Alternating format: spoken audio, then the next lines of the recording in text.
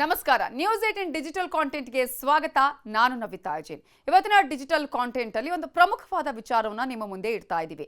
ಮಹಿಳೆಯರನ್ನ ಬಲವಂತವಾಗಿ ಧಾರ್ಮಿಕ ಮತಾಂತರ ಮಾಡಿದ ಸಂದರ್ಭದಲ್ಲಿ ಮರಣದಂಡನೆಯನ್ನ ವಿಧಿಸುವ ಐತಿಹಾಸಿಕ ಕಾಯ್ದೆಯ ಜಾರಿಗೆ ಮಧ್ಯಪ್ರದೇಶ ಸರ್ಕಾರ ಸಿದ್ಧತೆಯನ್ನ ನಡೆಸಿದೆ.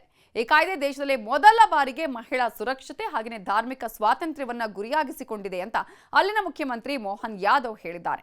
ಮಹಿಳೆಯರ ಮೇಲಿನ ಅತ್ಯಾಚಾರ ಆಗಿರಬಹುದು, ಧಾರ್ಮಿಕ ಒತ್ತಾಯವನ್ನ ಸಹಿಸಲಾಗುವುದಿಲ್ಲ.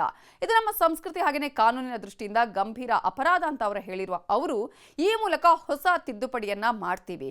ಮಹಿಳೆಯರನ್ನ ಹಿಂಸೆ, ಬೆದರಿಕೆ ಅಥವಾ ಪ್ರಲೋಭನೆಗಳ ಮೂಲಕ ಧರ್ಮಾಂತರಕ್ಕೆ ಬಲಪಡಿಸಿದ ವ್ಯಕ್ತಿಗಳಿಗೆ ಕಡ್ಡಾಯವಾಗಿ ನೇಣು ಶಿಕ್ಷೆ ವಿಧಿಸಲಾಗುತ್ತೆ ಅಂತ ಹೇಳಿದ್ದಾರೆ. ಅಷ್ಟು ಮಾತ್ರ ಅಲ್ಲ, ಅಂತರ್ಜಾಲ ಆಗಿರಬಹುದು, ಸಾಮಾಜಿಕ ಮಾಧ್ಯಮಗಳ ಮೂಲಕವೂ ಯಾರಾದರೂ ಮತಾಂತರಕ್ಕೆ ಅವರನ್ನ ಪ್ರಚಾರ ಮಾಡುವ ಸಂಸ್ಥೆಗಳ ವಿರುದ್ಧವೂ ಕೂಡ ಕಟ್ಟುನಿಟ್ಟಿನ ಕ್ರಮ ಕೈಗೊಳ್ಳಲಾಗುತ್ತೆ ಅಂತ ಹೇಳಿದ್ದಾರೆ.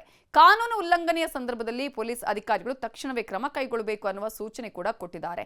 ಈಗಾಗಲೇ ಅಪ್ರಾಪ್ತ ವಯಸ್ಸಿನ ಬಾಲಕಿಯರನ್ನ ಬಲವಂತದ ಮತಾಂತರಕ್ಕೆ ಒಪ್ಪಿಸೋದು ಇದು ಮರಣದಂಡನೆಯ ಶಿಕ್ಷೆಗೆ ಸಮ ಆಗುತ್ತೆ. ಆ ಶಿಕ್ಷೆಯನ್ನು ವಿಧಿಸುವ ಕಾನೂನು ಜಾರಿಗೊಳಿಸಲಾಗುತ್ತೆ ಅಂತ ಇವರು ಹೇಳಿರೋದು ಇದೀಗ ಅನೇಕ ಚರ್ಚೆಗಳಿಗೂ ಕೂಡ ಕಾರಣ ಆಗಿದೆ. ಅಂತಾರಾಷ್ಟ್ರೀಯ ಮಹಿಳಾ ದಿನಾಚರಣೆಯ ಸಂದರ್ಭದಲ್ಲಿ ಅವರು ಈ ಒಂದು ಹೇಳಿಕೆಯನ್ನು ಕೊಟ್ಟಿದ್ದಾರೆ. ಇದು ಸಾಕಷ್ಟು ವೈರಲ್ ಆಗ್ತಾ ಇದ್ದು ಪ್ರತಿಪಕ್ಷ ಕಾಂಗ್ರೆಸ್ನಿಂದ ಆಕ್ಷೇಪ ಕೂಡ ವ್ಯಕ್ತ ಆಗಿದೆ.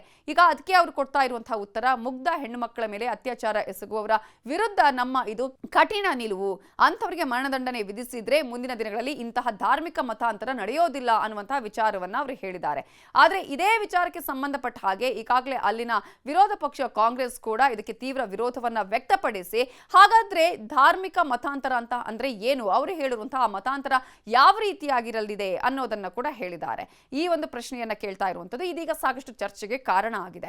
ಇನ್ನು ಎಲ್ಲೆಲ್ಲಿ ಇಂತಹ ಮತಾಂತರ ಇದೆ ಅನ್ನೋದನ್ನ ನಾವು ಗಮನಿಸ್ತಾ ಹೋಗೋದಾದ್ರೆ ನವೆಂಬರ್ 27, 2020 ಉತ್ತರ ಪ್ರದೇಶದ ಯುಪಿಯಲ್ಲಿ ಅಂದ್ರೆ ಉತ್ತರ ಪ್ರದೇಶದಲ್ಲೂ ಕೂಡ ಧರ್ಮದ ಕಾನೂನು ಬಾಹಿರ ಮತಾಂತರ ನಿಷೇಧವನ್ನ ತರಲಾಗಿತ್ತು.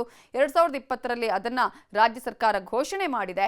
ಇಂತಹ ಸಂದರ್ಭದಲ್ಲಿ ಸಾಕಷ್ಟು ಕಡೆಗಳಲ್ಲಿ ಈ ಒಂದು ಧಾರ್ಮಿಕ ಮತಾಂತರದ ವಿಚಾರ ಇದೆಯಲ್ಲ ಈಗ ಕಾನೂನಿನ ರೂಪವನ್ನ ಪಡ್ಕೊಂಡಿದೆ.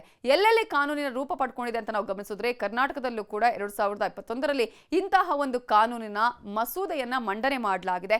ಅದರಲ್ಲೂ ಕೂಡ ಯಾರು ಧಾರ್ಮಿಕವಾಗಿ ಬಲವಂತವಾಗಿ ಮತಾಂತರವನ್ನ ಮಾಡ್ತಾರೋ ಅಂಥವ್ರ ವಿರುದ್ಧ ಕಠಿಣ ಕಾನೂನು ಕ್ರಮಗಳನ್ನು ತೆಗೆದುಕೊಳ್ಳುವ ವಿಚಾರವನ್ನ ಹೇಳಲಾಗಿದೆ. ಉತ್ತರ ಪ್ರದೇಶ, ಮಧ್ಯಪ್ರದೇಶ, ಜಾರ್ಖಂಡ್ ಆಗಿರಬಹುದು, ಹಿಮಾಚಲ ಪ್ರದೇಶ ಆಗಿರಬಹುದು, ಗುಜರಾತ್ ಆಗಿರಬಹುದು, ಹೀಗೆ ಅನೇಕ ಕಡೆಗಳಲ್ಲಿ ಬಲವಂತದ ಮತಾಂತರಕ್ಕೆ ಈಗಾಗಲೇ ಸುಗ್ರೀವಾಜ್ಞೆಯನ್ನು ತರಲಾಗಿದೆ, ಕಾನೂನುಗಳನ್ನು ರೂಪಿಸಲಾಗಿದೆ.